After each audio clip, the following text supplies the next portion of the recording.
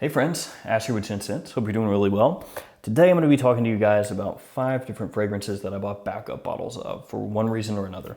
Whether it's because I got a really good deal, or because maybe I was afraid the fragrance was going to be discontinued, or because I just love the fragrance that much and decided to buy another one.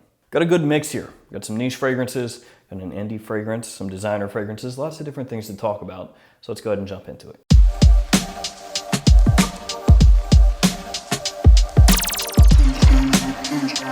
Now this first fragrance is from the house of John Varvatos. You might be thinking, it's gonna be Varvatos Artisan Pure or Vintage, since those are the 2 fragrances I've talked about the most from the house, but it's actually neither one of those. It's just this one, Artisan. And the reason that I got a backup bottle of this one, well, first off, the first reason is because I got it for a really good deal.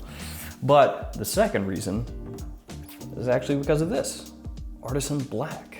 Now, Artisan has clementine and tangerine, it's got ginger, it has woody notes, it's got orange blossom, and it does have a bit of a similarity to Artisan Pure, which makes sense. It's the same line, Artisan, Artisan Pure.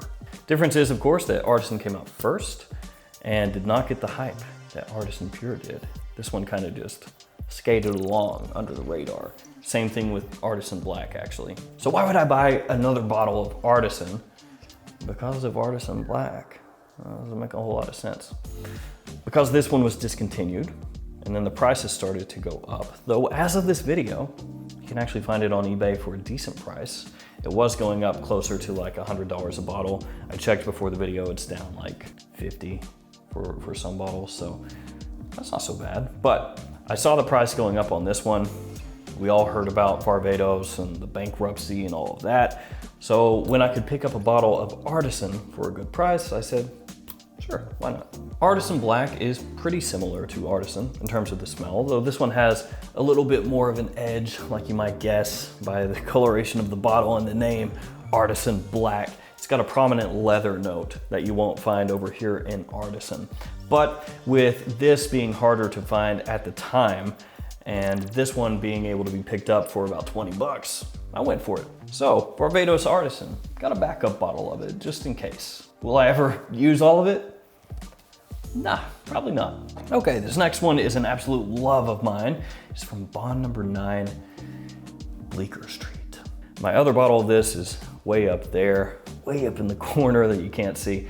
This one for a while had rumors of discontinuation, which proved to be unfounded. It's not discontinued, but for a while there, people were kind of unsure, and they were thinking, oh man, Bleeker Street, why would Bond Number 9 do that? That's their best fragrance, or one of their best fragrances. I think it's their best one, but why would you do that? Why would you kill Bleeker Street? And people emailed Bond Number 9 and they were like, hey, what's going on here? How can you do this? And Bond Number 9 said, hey, I'm not discontinuing that. We're just having some problems sourcing some ingredients, but it'll be back soon. When all this was going on, I said to myself, you know, let's go ahead and bite the bullet and pick up another one just in case. This one I've had for quite a while, 50 mil. I went ahead and picked up a 100 mil, and it's right up there. Violet leaf, blueberry, cedar suede, and oak moss. Some of the notes in this fragrance opens up really green and grassy. Get a little bit of that sweetness from the blueberry. Gives it an interesting kind of twist that you're not gonna smell in many fragrances other than Purple Label from Ralph Lauren. It's a bit similar to Bleeker Street, you could say. Or if you wanted to be honest, it's a lot similar to Bleeker Street, but we'll talk about that another day. As it dries down, you get that cedar suede and oak moss, gives this a really nice masculine base after that green grassy opening. Smells fantastic, perfect springtime fragrance. I figured at the time that the discontinuation rumors were not accurate, but to be safe, picked up another one. Don't regret it. Next, Dior Homme. Yes, this Dior Homme, not this one, not Dior Homme 2020. Now, I've come around a little bit on Dior Homme 2020. I don't hate it like I did originally. And originally I hated it kind of like a knee-jerk kind of reaction where I was asking myself, how can you do this? And that's why I hated it, but I've come around. It's a really easy to wear, modern, masculine scent, super versatile. People love the way it smells. So for those reasons, I'm okay with it. It does what they're trying to do. But I will always love the original Dior Homme much more than Dior Homme 2020. And so when Dior Homme 2020 came out and it looked like the writing was on the wall for this version of Dior Homme, I got another. Iris, lavender, leather, cacao, some of the notes in this fragrance, has that fantastic kind of makeup-y iris note that so many people talk about. Yes, it's maybe not hyper masculine enough for some guys out there, but man, Dior Homme smells so good. Dior Homme Intense also smells so good. Dior Homme Parfum also smells so good. Dior Homme Eau also smelled so good, rest in peace. So this one is really just down to that. Dior Homme 2020 came out. This one is kind of walking the green mile. You know, it's like walking down to the executioner's electric chair and you're just watching it go and you're like, no, Dior Homme, no, come back. But you know you can't save it. It's on its last legs. So I had to get another one just to be safe, to make sure that I had enough. I mean, of course, you can always buy fragrances after they're discontinued and stock runs dry. It's just you're gonna pay a whole lot more. So in situations like that where I think something is probably gonna go away before too long, I like to go ahead and pick up an extra if it's something I really love anyway. So next up, this one from Amouage Lyric Man. And this one I got a good deal on a tester, which is right here. It's got that janky tester cap. And for a while, people would see these Amouage testers with caps like this, and they would be like, hey, that's a fake. Turns out though, it's not. So that's good. Lyric Man has rose, citrus, musk, and incense as some of the notes in the fragrance. And really, of those notes, it's all about the rose, which you can tell by the color of the bottle. This one is a very jammy rose, as it's been described over and over again, very rich and deep. A little bit of powder and a good amount of darkness as well. This one will absolutely set you apart from the crowd.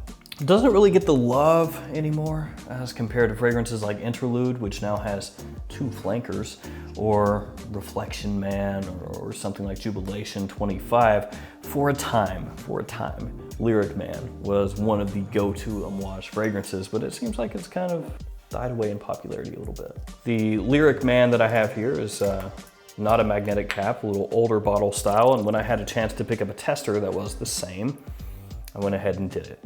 So Amouage Lyric Man, fragrance I bought a backup of. Next, another one that was a little bit like Dior Homme, one of those ones where there were some rumblings that it might be hard to get this fragrance, might be discontinued, so on and so forth. Ultramall from Jean Paul Gaultier. And the reason I got another one of these is because my wife has always loved this fragrance. Always been one of her favorites. One of the earlier videos that she and I did together was a Valentine's Day video where I just said, hey, pick out 5 fragrances from my collection that would be your choice, one of those 5 for me to wear on Valentine's Day. And this was one of them. Pear, cinnamon, black vanilla, lavender, and mint, some of the notes for the fragrance. Also a really good night out fragrance, a good clubbing type fragrance because it's sweet, it's got good performance, it's gonna cut through the crowd, gonna get you positive attention. So it's very versatile in that aspect. You could also wear it to more serious places like the office. I would just probably take the amount that you spray and dial it down a little bit. So Ultramall, like I said, same thing with Dior Homme. There were some rumblings, oh, this might be discontinued, might be really hard to get. And that fragrance has historically kind of gone off and on at discounters. So sometimes you'll see it in stock and you're like, okay, cool. I'll buy it later. And then it goes out of stock and then stays out of stock for like 2 or 3 months. And you go, is something going on here? I don't know, my spidey sense is tingling.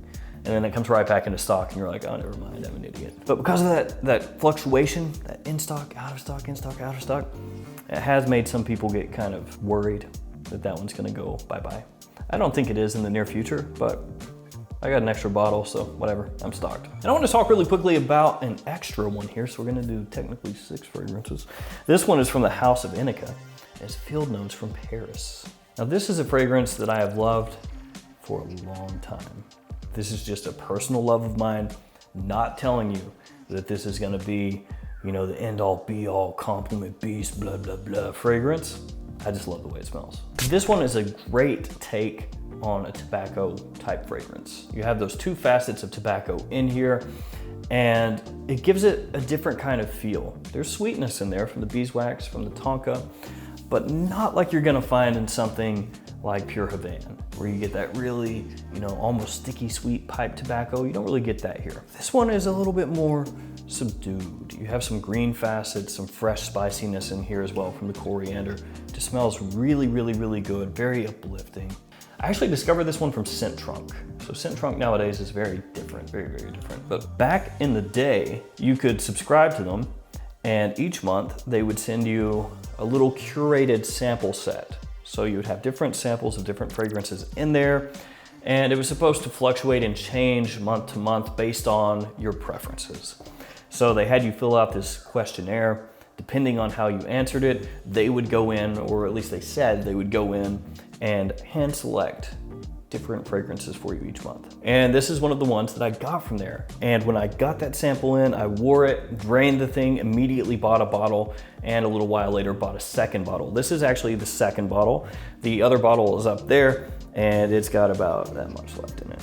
And can somebody make something like Scent Trunk come back out? Not a sample set each month where everybody gets the exact same set, but something where they curate it based off of your preferences. Like, can that be a thing? Because I'll tell you what, I would sign up for that like this.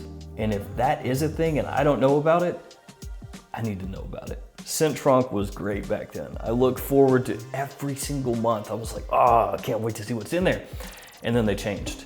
And then my smile. So if that's a thing, let me know. If that's not a thing, can, like I said, somebody get on that? Somebody, Lucky Scent, maybe? You wanna get on that? But not those dabber samples. No, spray. All right, guys, there we go. 5 different fragrances I bought backup bottles of, and the reasons why. As always, thanks for hanging out with me today. Thanks for all your support. Stay safe out there, and I will see you tomorrow with another fragrance video. See you guys.